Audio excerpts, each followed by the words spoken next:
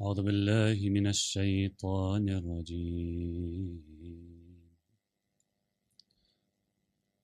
بسم الله الرحمن الرحيم الحمد لله رب العالمين صلى الله عليك يا سيدي ويا مولاي يا رسول الله صلى الله عليك وعلى آلك المظلومين صلى الله عليك يا مولاي وابن مولاي يا أبا عبد الله الحسين غريب يا مظلوم كربلاء ومسلوب العمامة والرداء ما خاب من تمسك بكم وأمن من لجأ إليكم يا ليتنا كنا معكم سيدي فنفوز فوزا عظيما السلام على الحسين وعلى علي بن الحسين أولاد الحسين وعلى أصحاب الحسين ورحمة الله وبركاته أما بعد يقول الله تعالى في كتابه الكريم بسم الله الرحمن الرحيم قل للمؤمنين يغضوا من أبصارهم ويحفظوا فروجهم صدق الله العلي العظيم صلوات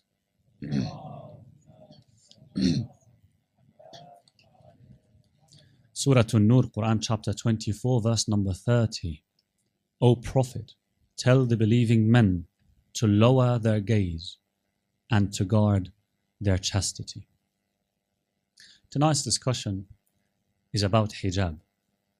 Hijab, the covering by the Muslim ladies and young ladies of their bodies to a certain extent according to the obligations of Islam.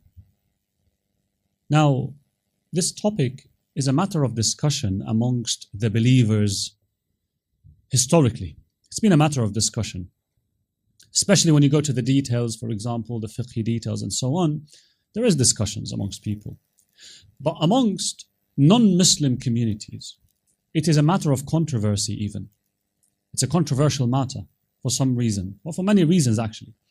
So one might ask, why is it that in Muslim communities, especially believing communities, why is it that the topic of hijab itself, you see a lot of controversies appearing around it more than other obligations and prohibitions in the faith? For example, you wouldn't find a lot of people arguing about Salaat. Why is Salaat 17 rak'ahs? Explain it to me. Tell me why Salat we have to do this, raise your hands. Why do you have to do ruku' this way and so on? People generally don't argue too much about it, as much as you see people arguing about hijab. Siyam, for example, you don't see many people dealing with Siyam as a controversial matter. As in, tell me why 30 days except for exceptions. Tell me why from sunrise or from dawn to sunset, right? You wouldn't find these. Or Hajj, tell me why do we have to do these rituals? What's the evidence there? What's that? You don't see that much. But with hijab, for some reason, you see many people saying, for example, give me the evidence from the Quran. Where did the Quran say this explicitly? The Quran didn't say wear hijab explicitly, and so on. So you would find this kind of controversy amongst the Muslim or in the Muslim community that you don't find in other obligations. And actually, the longer we live and the more societies we meet, the more matter of discussion the hijab issue becomes. Let me start first by mentioning some of the reasons of, why is it such a matter? Why does this happen? Yeah. Of course, if one might go and perform an induction and interviews people, why do you think this is the case? They might collect so many answers. I collected 5, which I think maybe, generally they could be the top 5, let me say. And they are also food for thought to everyone. One reason that the matter or the topic of hijab is so controversial to this level compared to other obligations is that hijab is actually covering the beauty. Look, when we leave our houses and we go out to meet people in the public sphere and the community, how do we like to appear? We like to appear very presentable. We like to appear very beautiful. We like to appear even, very attractive. We like to be accepted by others. We have this tendency. So if someone comes and tells you, look, you have to cover your beauty, basically what you're asking that person is you have to resist something that you like or you love. Yes, and that requires some certain level of struggling, especially when it comes to the ladies and the women. So the ladies, you're asking them to, let's say, cover their beauties. But the beauties are actually their bodies. So it is what they actually meet the society with. So it is not an easy matter, by the way. And my dear sisters, understand this. So this is one of the reasons why the hijab itself is a matter that can be a topic for controversy compared to other topics. Yes, covering the beauty. Another possible reason, or another reason for this, is that the hijab, the requirement of hijab, it ends up touching the everyday life of the ladies. It actually, when you say you have to observe hijab, for example, do you know what this means? It means so much restrictions on the lifestyle. It means there are restrictions on, for example, a certain types that the lady can wear. So there is restrictions. The options are limited. It limits the freedom to some extent. For boys to understand it, imagine I tell you, for example, you have an obligation that every day you have to wear a suit whenever you leave. Imagine the situation. And not a slim fit suit, okay? It has to be, for example, baggy. Yeah, you might change colors. You might, change the color of the jacket to some extent. That is, that. So imagine how restrictive that would be for your lifestyle. It is restricting the freedom to some level, to some extent. So not any fashion, not any way of wearing is permissible, for example. So this presents a challenge as well, and we need to acknowledge that. Another reason why the matter of hijab also is a sensitive or controversial matter in some or with some people is that the hijab, when worn by our dear sisters, hijab is a statement that says, I am Muslim. It's a statement. It's a public statement. Meaning, it's a way that reveals your identity. Men, when you walk anywhere, no one would be able to know if you're Muslim or not. It's difficult. There might be some signs in what you're wearing or so, but you have the option of, yes, concealing your identity, your Muslim identity. Our dear sisters don't have that option when they go in public. Basically, they're making a statement saying, this is my identity. So when they're walking on the streets, everyone around them notices and knows about their identity where they don't know about the identity of people around them. It makes them feel sometimes exposed. The identity is exposed. Vulnerable. That feeling of vulnerability, brothers and sisters, is not easy. Let me say, brothers, sisters, know that feeling of vulnerability is not easy. Yes, some sisters might say, well, this is revealing of my identity. Why should I reveal my identity in this way? That's what the hijab is doing. So this is one level of challenge that the hijab is actually presenting. Another reason, a fourth reason why hijab is or could be so controversial is, there are stereotypical associations in some societies about hijab. Meaning, some people, some societies, especially maybe Western societies, we heard this a lot, and the ladies hear it a lot, that there is an association between hijab and backwardness. Hijabi, you're backward. Yeah, there's this kind of stereotypes that our sisters also hear a lot, and they get discriminated against a lot. There's this kind of stereotype. Meaning, for example, if we want to modernize our community and our society, well, hijab is an obstacle. Hijab is not a modern thing, so you need to let go of the hijab. That pressure, never underestimated. It's a massive pressure, especially in these communities. especially in the West. It's a massive pressure. That's why it is not injustice if you describe actually the ladies who adhere to hijab in the West as mujahids. They are strugglers on the way of God. Because you have no idea what they go through. No idea.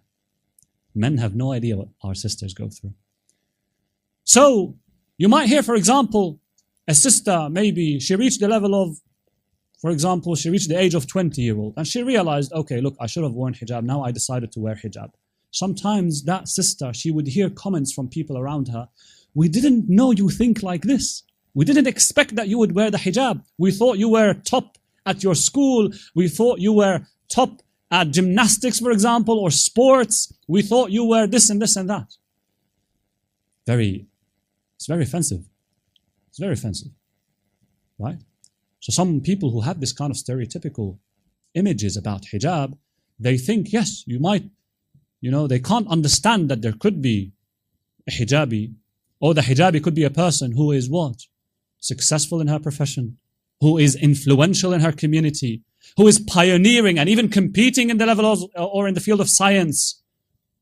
Some people have these ignorant stereotypes about ladies, Muslim ladies. And our Muslim young ladies and ladies, they actually face these challenges as well. They hear these comments. They hear these comments in a way or another. So that's the fourth reason. A fifth reason, the last one I'm going to mention is, there is also this historical association of hijab with what? With oppression. With oppression. You might have come across some of these feminist movements that call for the liberation of the women. We need to liberate women, right? And the thing is, they present hijab as what? Not as something that is oppressive of women. No, it's a symbol of oppression of women. So if we want to liberate women, we have to attack hijab. Hijab is a symbol of liberation. Or removing the hijab now is a symbol of what? Liberation of the woman. Why? Because there is this thought that the woman, if she's wearing a hijab, the Muslim woman, it is oppressive. It's a result, if it's a reason, the reason behind it is oppression. So hijab is restricting our freedom as women in the world. Right? You have this attitude in many communities or societies or groups. These are some of the challenges, my brothers and sisters. Again, you might mention many others. So, just for us to understand what pressures the Muslim ladies face with their hijab, just to have an understanding. And my sisters, they do understand this because they have actually lived it, not just heard it. So, what are we going to talk about tonight? Look, when we talk about hijab, when we say the word hijab, I'm pretty sure when we advertised the title hijab for tonight, I'm pretty sure some people might have thought, okay, now the Shaykh is going to talk today about what? The hijab has to be like this. The hijab has to be worn in such a way. The arms should be covered. The hair should be covered in this way. You shouldn't cover your neck. And right? Some people might have thought this way. These are important to know, by the way. These are important to learn. The fiqhi stuff are important to learn. It's important to learn, for example, how the hijab should be observed. Important to learn in front of whom the hijab should be observed, the covering, yes? For example, what kind of boys who are outside the family or the immediate family that the lady or the young lady has to cover herself in front? Is it any boys? Is it the infants? Is it the babies? Is it the mature boys? Is it the men? Right? And by the way, in fiqh, we don't have an age that says, for example, the lady has to cover herself in front of boys who are, let's say, 8 and above. We don't have that kind of thing. There's no age. There's no age description. The description is what? Is mumayyiz. Is for the boy to be discerning. Yes? It's for the boy to be discerning. So a woman cannot let go of her covers, of her hijab, in front of a boy who is discerning, who can know right from wrong. Or even more explicitly, the boys who reach a level or an age where they can have feelings towards women. Now, what's the age? There's no age. It depends. It depends on, the boys. It can be different. Now, of course, this poses a challenge, actually, for our sisters as well, especially in this kind of events where the sisters are sitting separately, right? And the men are sitting here so that the sisters can feel more comfortable. They don't have to observe the hijab all the time, right? But of course, we might have some boys with the sisters. Some mothers might bring their boys, right? So this is something that also mothers need to be appreciative of, apprehensive of. Yes? So make sure that, for example, if you have your son with you, with the ladies, make sure that he's not mumayyiz. But the other ladies won't know, so maybe you can agree on a certain cutoff age. So this is something for the community, obviously, to decide. That can we say, for example, let's not allow boys to the ladies who are above 6 years old, 5 years old, for example. Something to discuss. Anyway, that's not what I'm going to discuss tonight. That's not what I'm here to discuss. I'm not here to discuss the fiqhi matters of hijab. That's a separate event, a separate topic, a separate type of majlis. What I'm going to talk about, my brothers and sisters, is what are the things that we usually often don't think about when we say hijab or when we discuss hijab. Many people, as I said, their minds go to the fiqhi matters. It should be like this, it shouldn't be like that, and so on. Please recite salawat ala Muhammad wa ali Muhammad.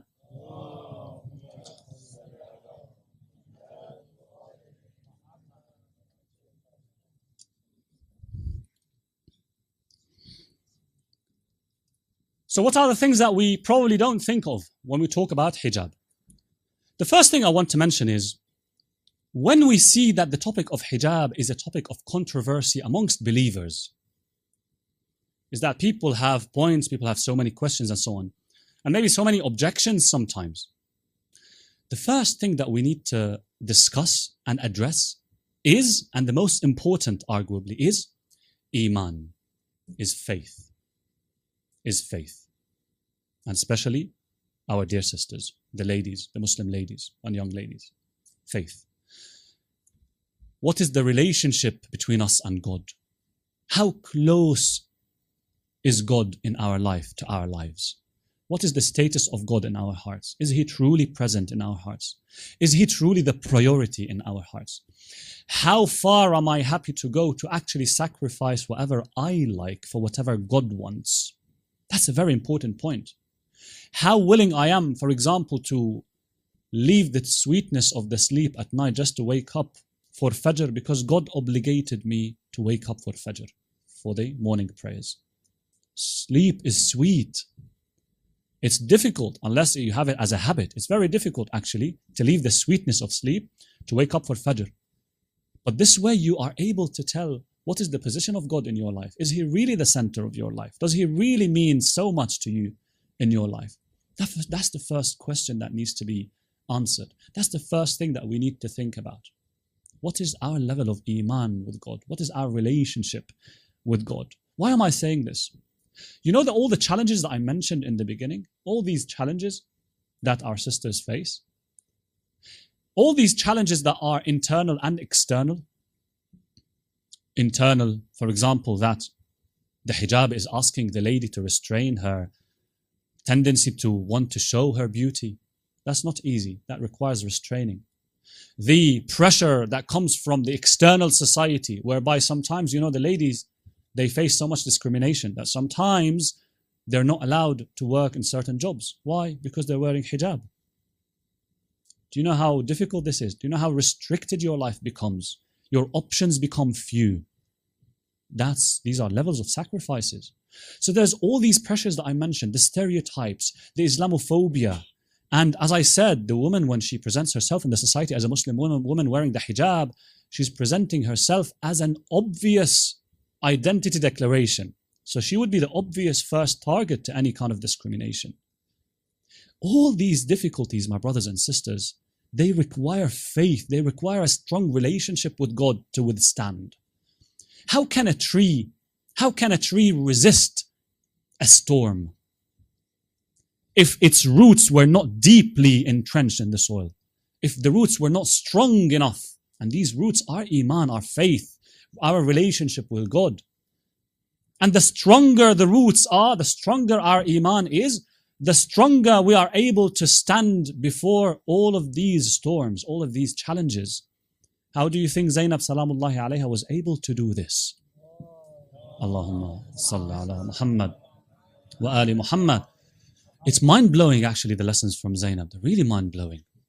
She's been called Ummul Masa'ib, the one who has suffered from so much calamities in her life. But still at some point she was able to stand in a way that no man does. No man except great people do. You know, when she would speak to Yazid, people in the presence of Yazid, they would tremble and shake. She would say, فَكِدْ كَيْدَكْ وَاسْعَ سَعْيَكْ. Do whatever you want, plan as you wish. You will never erase our remembrance. لَن تُمِيتَ وَحْيَنَا. You will never kill the revelation. Who talks like this? Except someone who has experienced God, except someone who has God filling her heart to the brim. That's why Iman is important. That's why faith is important. The relationship with Allah subhanahu wa ta'ala is important, because our faith, our Iman teaches us. It helps us discipline ourselves. Iman helps us against these two fronts. The internal front, where we have desires, we have needs, we have inclinations, we are weak. Iman comes and tells you, look, you can control yourself. Don't just go after your whims and desires. You need to control yourself. Something that is shown on Instagram, for example, inappropriate video. You don't have to look. Don't let your whims and desires be like the leash that drives you wherever it wants you to go. Your reason should be the leash. You should be in control. You should be able to look away. You should be able to maybe change the subject if people are engaging in ghiba or gossip or backbiting. You should be able to be in control. Iman teaches us this, that you control your own desires. You win over the battle with your own self. That's jihadun nafs. And Iman tells us also that you are able to resist any temptations from outside you. People don't have to dictate how your relationship with God will be affected. It should never be affected. It builds the immunity for you. That's why Iman is the most important. So if someone argues, for example, against hijab in a negative way, yes, this would expose a certain gap in faith, a certain gap in Iman, which needs to be filled, which needs to be addressed and acknowledged first, and acknowledged as something that needs to be addressed. So this is the first point I wanted to mention. That is faith, the importance of the element of faith when we talk about hijab, because often we overlook it. And it is arguably the most important fundamental aspect. The second point I want to talk about is the rational explanation as well. You remember the first night we talked about how do we come to know about God. We mentioned different ways. One of the ways was the mystical experience. That some people, they've experienced God.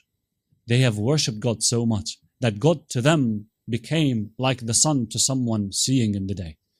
They don't need a proof. They don't need a rational argument. They've experienced God. They don't need a machine to tell them you are in pain. They are feeling pain in that sense. Yes, as an example. So they're living the experience. Yes? But these people, if they want to convince someone else, they can't say, look, I've experienced God, therefore God exists, you should believe. It doesn't work. The bridge between you and the other person is what? Is reason. Is discussion. You have to convince them. Yes? So the same thing applies with the hijab. Someone, my child, my daughter comes to me and asks me, oh father, why should I wear hijab? I could go and say, well, God said so, period. Yeah. But that doesn't quench the thirst of curiosity that we have. We ask things, we want to understand things. Yes? Out of goodwill, actually. It's not that we want to question. We want to, just doubt things. No. Sometimes, a lot of times, asking and knowing actually helps your faith. So, this is where we say the argument of hijab, or the topic of hijab, when it faces all this controversy from the external factors that we said, Islamophobia, the stereotypes, the discrimination, the negative comments, all these, okay, how can we face them? Should we not face them? Should we say, well, God said so, right? No, we need to provide answers. We need to provide rational answers for these things. Sometimes I used to say, I said it actually a lot so far, that if you meet someone from outside the faith, someone doesn't believe in God, doesn't believe in the Prophet maybe, they ask you, okay, why do you not eat pork? It has some benefits, scientifically it's proven. The best answer to give is, because God said so, because I believe God said so. Because no matter what proof you give them, no matter what answer you give them, the system they're thinking of is an empirical system that I have to experiment with it, and if that doesn't work, then I shouldn't believe in it. So a scientific approach. That's not how we believe. We believe that God prohibited us from bad things, certainly. But we don't claim that we know definitely, scientifically, that this is the bad thing. Right? So with some people, with these people who are outside the faith, you might say, because we believe it's our faith. But for the people who are in the faith, for the Muslims themselves, no, you need to have a strong rational argument for you to strengthen your iman as well. So this is a very important matter. So we can't say, just because God said so. You have to wear hijab. Why? God said so. It's like some people, why should I do salat? My son, God said so. Don't ask me. When probably I don't know the answer, Instead of me having the courage to say I don't know, I would go about and telling my son, God said so, don't ask me. Because if you don't, you'll burn. Because if you don't do salat, Allah will burn you. What kind of a relationship are we building between our children and God? Oh, it's scary. It's scary. Instead of talking to our children about the loving God, the merciful God, the beautiful God, we talk about them, what? We convince them that God is a God of torture. No. Should provide an answer. Allah subhanahu wa ta'ala respected this, by the way. Allah subhanahu wa ta'ala told us in the Quran, when He made things obligatory, He said, I made salat obligatory. Do you remember that verse? Inna salata tanha anil fahsha'i wal munkar. Salat, establish prayers, because prayers prevents you from wickedness and from indecency. It protects you from indecency and wickedness. Now, tell this to someone who doesn't believe in God. Maybe they won't understand what wickedness and indecency is. That's why sometimes these answers might not work with people who don't believe.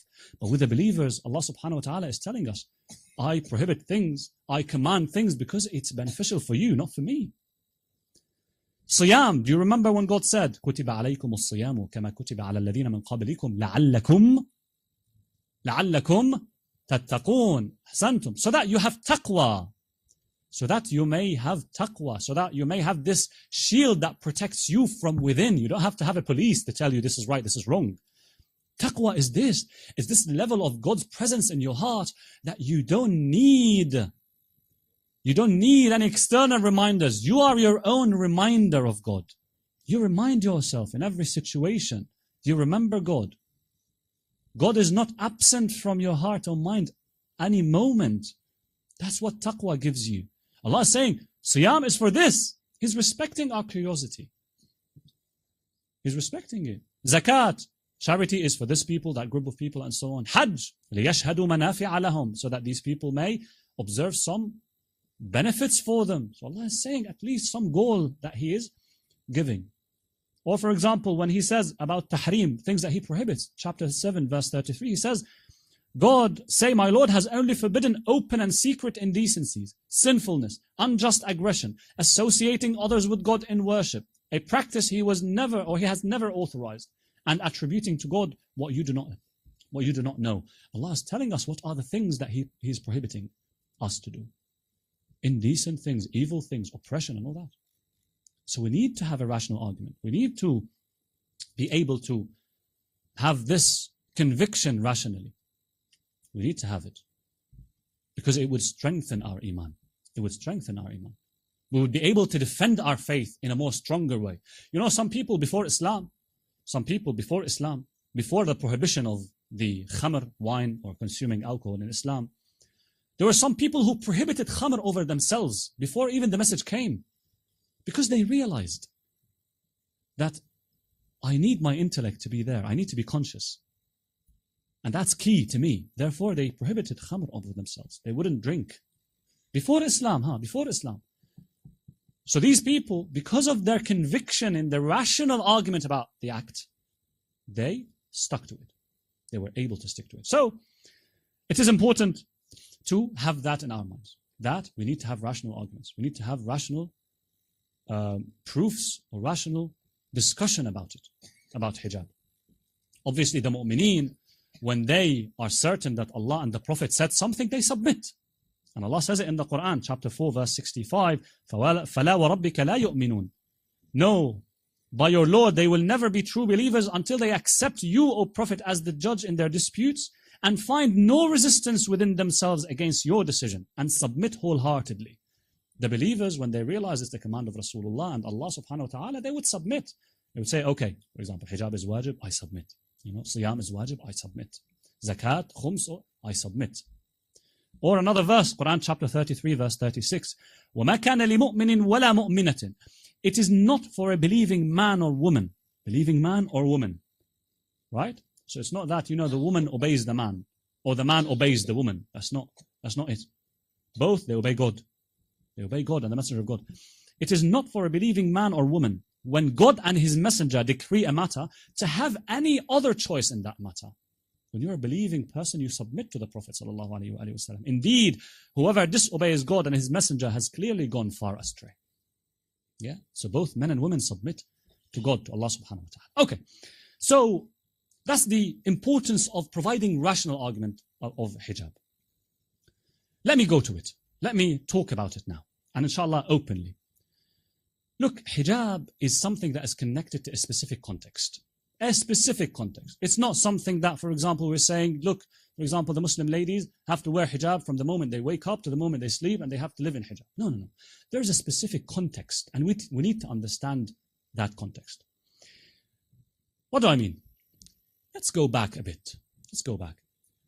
You would never find a society, a community, an organization, a group of people who think that, look, people can wear or unwear unlimitedly whatever they want. In public space, I'm saying. In public space, when you go out in the public, there isn't a group, there isn't a religion, there isn't a government that would say, yes, people have the absolute freedom in what they wear. You wouldn't find that. Maybe if you find some things, they would have kind of restricted circumstances. But generally in the public space, that's not accepted.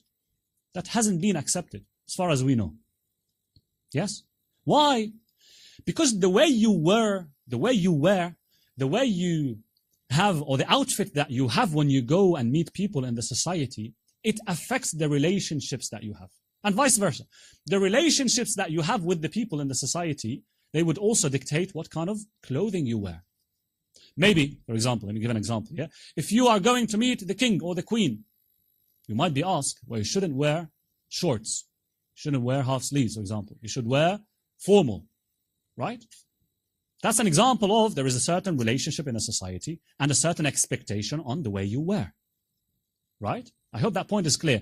So the way you wear in the public sphere, it has an effect on the relationships that you have with the people, and vice versa. Now comes the question. That's the basic question. That's the main question. What is the view of Islam on how the relationships should be between people in the public sphere? What is the view of Islam on how people should interact in the public sphere? That's the question. That's the main question. In other words, what does Islam want from the man? How does Islam want from the man to show up in public or in the public sphere? What does Islam expect from the woman on how to show up in the public sphere? That's even a clearer question. Basically, the answer is Islam wants the man to be in public as a human, not a male. Islam wants the woman to be in public as a human, not a female. Islam wants the man to be in public as a human, not a male. Islam wants the woman to be in public, in the public sphere, as a human, not a female. What do I mean?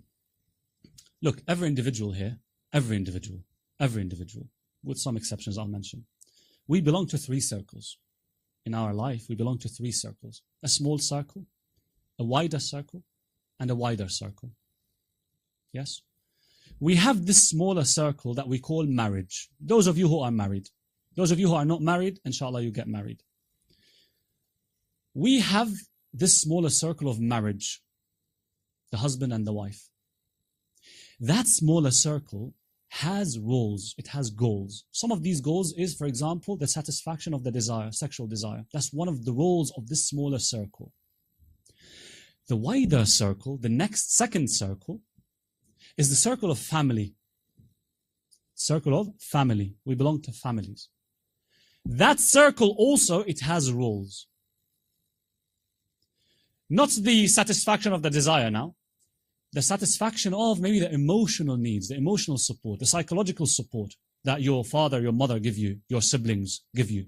Yes, you feel that when you go out to the society, you have something that backs you. That's your family. They protect you emotionally. They protect you psychologically. You feel you have a home to go to. That's the family circle. Yes?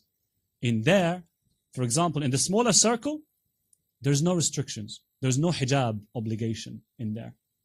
There's no obligations. Even what Islam required men to appear like or to do in public or to behave in public, in that smaller circle, it's not required. There isn't such restrictions. When you go out in the outer circle, in the family, there will start to be restrictions. The wider circle is the public sphere, is the community outside the house, outside the family. In there is no room for showing desires. Or there's no room to go and satisfy the emotional need or the psychological support that you need. No. In the public sphere, you meet the other people as what? Human to human. Not male to female. A human to human. Meaning that you deal with the others like you expect from them to deal with you based on your reason, your intellect, your qualifications, based on your moral character, based on your behavior. That's what you expect people to treat you, as a human, not as a female or a male. I hope that's clear. I can, inshallah, even clarify it more. The root of this problem, my brothers and sisters, or the root of the issue, if we want to touch it explicitly, is that subhanallah, Allah subhanahu wa ta'ala created us in this way. Allah created us of male and female.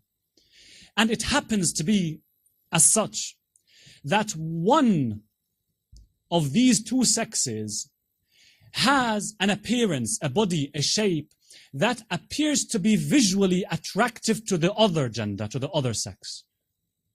Allah made us like this, by the way. Allah made us like this. That the appearance or the body of the female visually is very attractive to the male. It happens in the opposite side as well. But what I'm saying here is the quantity differs massively. The weight differs massively. Allah made us like this for a reason, for a wisdom. For a wisdom. Continuation of our life, the balance of our lives, the balance of our society. It's a necessity. It's a necessity and it's good. It's good. But it needs to be regulated.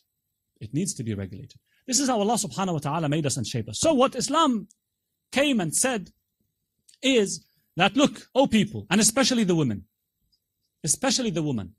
because the woman, again, is the one who has that part, who has that body that actually is attractive to the man. Islam came and said, look, O woman, O dear servant of God, right? In order for you to be able to express yourself as a human in the society, without being treated as a female in the society, in order for you to be freed from the shackles of being a target of desires of men around you in the society, please wear hijab. At the same time, Islam obligated things on the man, by the way. It told the man, غُضُّ مِنْ أَبْصَارِكُمْ, lower your gaze. Be careful of how you talk to women in public. Because also, the women might be attracted in a certain way to the man. Make sure you respect that. Make sure you don't go, for example, and abuse their emotions. Make sure that you don't speak in a way that you cross your limits. That's an obligation. Islam didn't come and tell the man, look, wear hijab. It could have. But that wouldn't solve the problem. If men were to wear hijab like ladies do, it would not solve that issue, that challenge. The instructions that God gave to the man and the woman in society, in the Muslim society, are calculated in such a way that they would achieve that balance. We are not identical, my brothers and sisters. Men and women are not identical. There are things that men have that attract women. There are things that women have that attract men. That's natural. It's like the two poles of a magnet. They're not identical, but they attract each other. They have elements that attract each other. And that's necessary, as we discussed previously. It's necessary for our life, for the balance of this world. It's important. We should celebrate it as such. And so, you see, as supporting evidence for this, you see the commercialization of the woman recently, well, in the past century at least, Any commercial that you want to, any product that you want to market, add women, unfortunately. Add women to that clip. Magazines, put women there. Any product, it's mind-blowing. It's mind-blowingly disgusting. Why?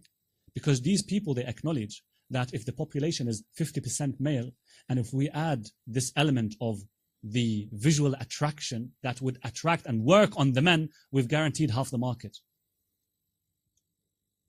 Pure materialism. No respect for the humanity of the ladies. No respect for that human aspect. How can the woman then guarantee that I'm being treated in society based on who I am, based on my intellect, based on my morals, my character, my qualifications, based on how good I am as a person, as a human, not based on my femininity? How can she guarantee that? This is where Islam suggests hijab. So hijab therefore has a role. It's not to subjugate women.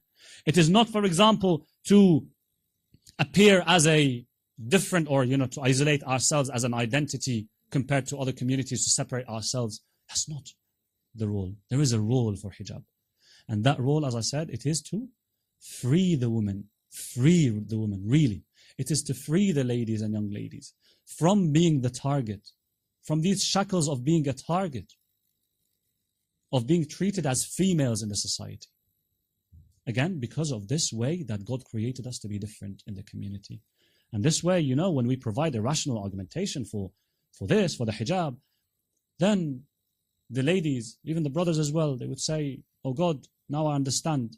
You, for example, you wanted me to restrict my freedom and fast the month of Ramadan. I obey, I submit.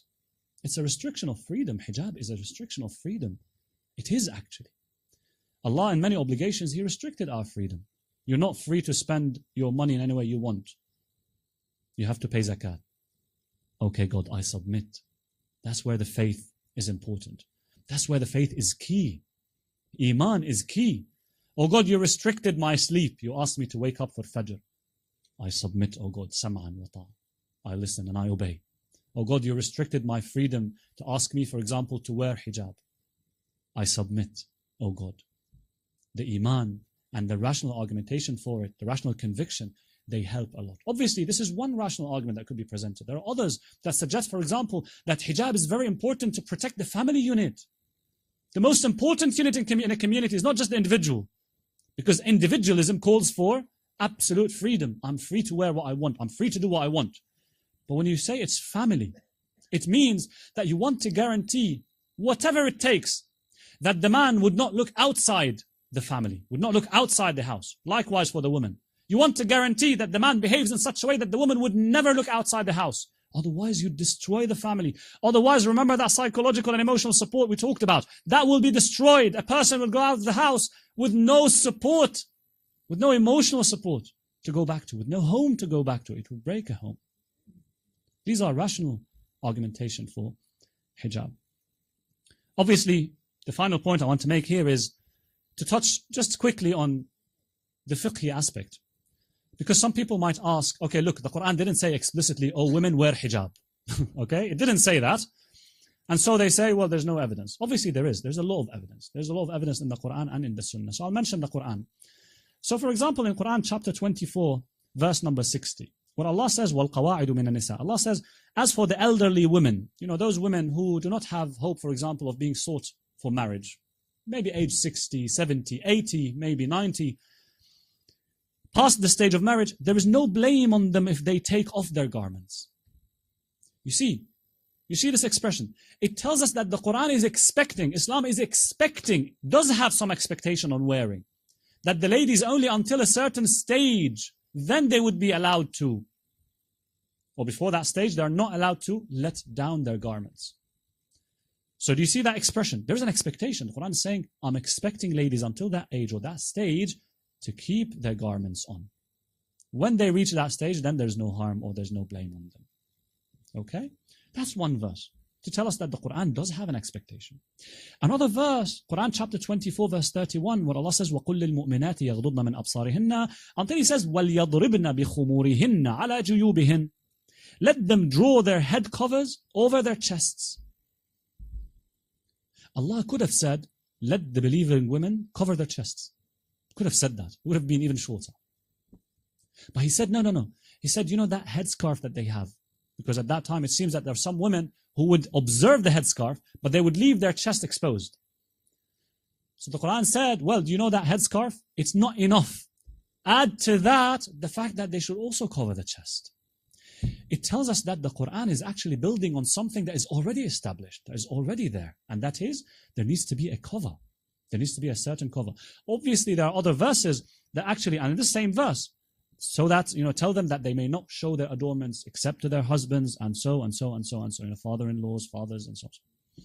So there is an expectation from Islam that ladies in Islam, they need to observe this hijab. And actually, all the previous Muslims understood that. Some people might say, well, look, it's just an Arab thing. It's just a Middle Eastern thing. It's a cultural thing. It's not religious.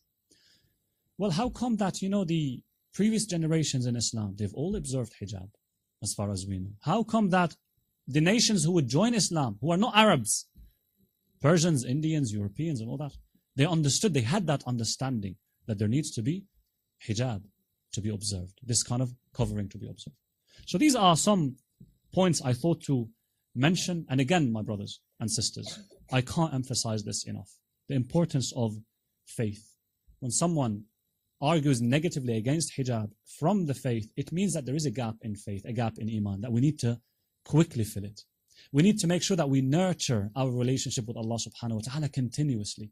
We need to make sure that we speak to God often, we worship God, that Allah is on our minds all the time. We need to make sure that we display our love to God. We need to make sure that we have this constant relationship with Allah subhanahu wa ta'ala, feeding our iman in such a way that whatever challenges, whatever calamities befall us, whatever discrimination we face from people, whatever insults, stereotypes, Islamophobia we face from people, we still are able to stand, like Zainab did, to the extent that we see things even beautiful. We see them, as we said yesterday, we see these challenges as a rope that Allah extends to us from the heavens to us, a rope that we are able to take to ascend to Him. These are what challenges are to us. May Allah subhanahu wa ta'ala inshallah accept the jihad of our sisters. May Allah subhanahu wa ta'ala inshallah accept their jihad, which is a major jihad, the jihadun nafs, when you struggle against your own desires and your own self. That's greater than the jihad that you men do, which is going and putting your souls at risk to fight in the way of God. Their jihad is even greater. May Allah accept from them inshallah. To Karbala. On the day of Ashura, my brothers and sisters, one by one, Imam Hussein's friends and companions went to the battlefield until only the family members remained. And after that, also, they went to the battlefield until Hussein alone remained. Imam Hussain alayhi salam, it is said at that moment, he went towards the tent of Zainab alayhi salam and called her. He said, "Oh sister, give me my baby Ali Asghar."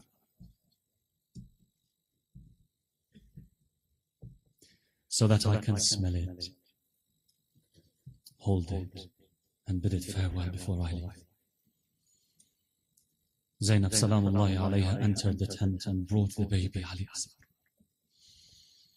She carried him to Hussein. She carried with her the anguish and sorrow for the infant. "Here is your infant, O my brother.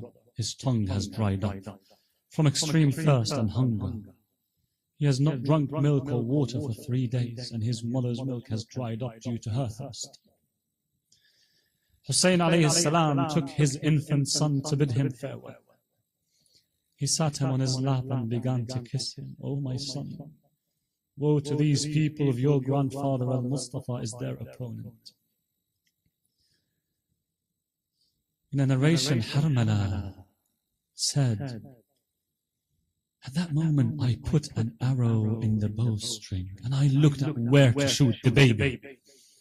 The Mal'oon, he targeted the baby.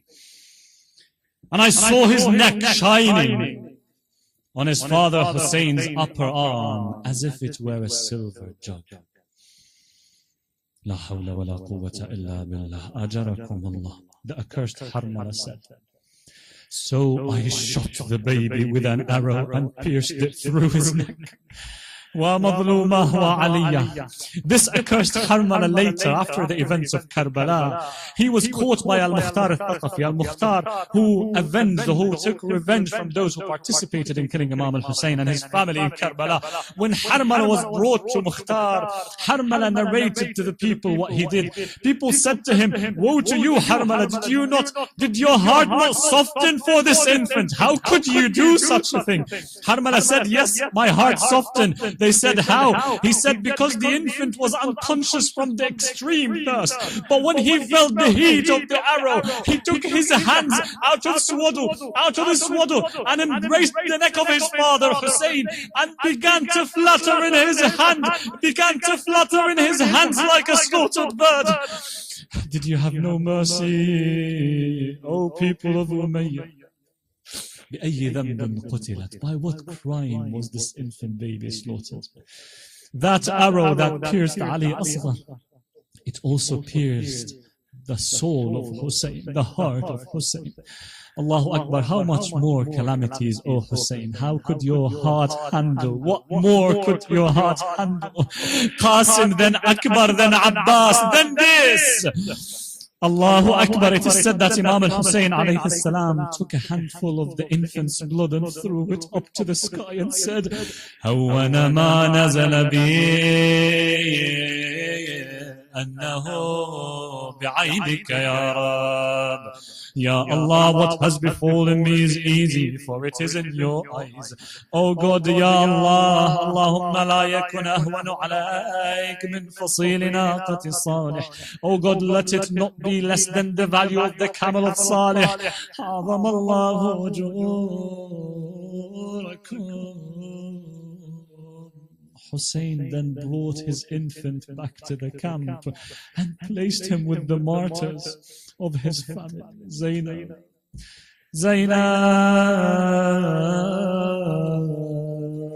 Zainab, come and receive the baby back, oh Zainab. But this time not covered with water, covered with blood instead. Rubab, ya Rubab, come and receive your little angel. What could Rubab have felt at that moment? Her little baby, thirsty baby. The last hope that she might have had. Oh my little one, oh my little one, oh the beat of my heart, oh my shiny sun, oh my hope, Ali Asghar, I thought you'd come back to me, crawling and smiling and playing, not like this. Allahu Akbar, inna lillahi wa inna ilayhi raji'un. وسيعلم الذين ظلموا أي منقلب ينقلبون والعاقبة للمتقين.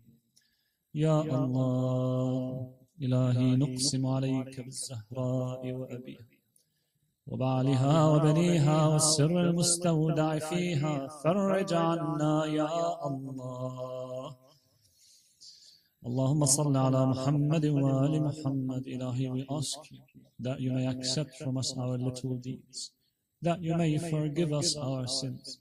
Ilahi, we ask you that you may help us stay steadfast on your path. Ya Rabbi, we ask you that you may grant the hajat, the needs of everyone in need, especially members of this community, especially everyone attending this majlis, everyone listening, and their relatives, Ya Allah. Ilahi, we ask you that you may grant this quick and speedy recovery to every one of the mu'mineen and mu'minat, especially, Ya Rabbi, everyone attending this majlis and their relatives. Ilahi, we are all in need of you. Ilahi, we can't do anything but with your help. Ilahi, we ask you that you may shower those who passed away with your mercy. Ilahi, forgive them their sins, accept them in your servants. Ilahi, we ask you that you may accept our aman to the souls of the mu'mineen and mu'minat of your relatives, to the souls of the shuhada, to the souls of the ulama, for the preservers of our ulama, for the victory of the oppressed over oppressors around the world, especially our sisters and brothers in Palestine. Ya Rabbi, give them the victory, Ya Allah. Ilahi, we ask you that you may shower them with your mercy, that you may strengthen them, Ya Rabbi, against your enemies. with Surah Al-Mubarakat Al-Fatiha مع الصلوات.